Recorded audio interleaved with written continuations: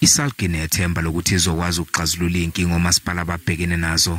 Political instability, with a lot of coalition municipalities changing every quarter, and that affects service delivery. Inkinga yogesi ekhona njengamanje iphezulu entweni ezidingidwayo.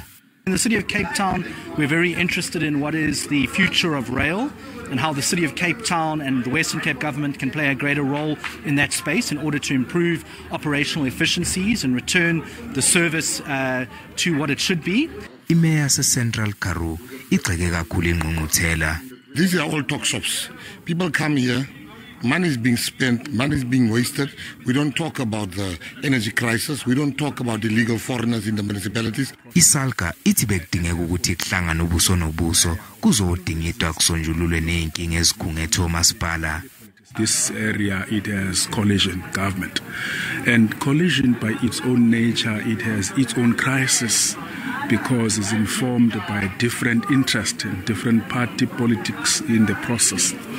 And therefore, it cannot be a blame of a mayor. Izethulo zizophothulwa kusasa.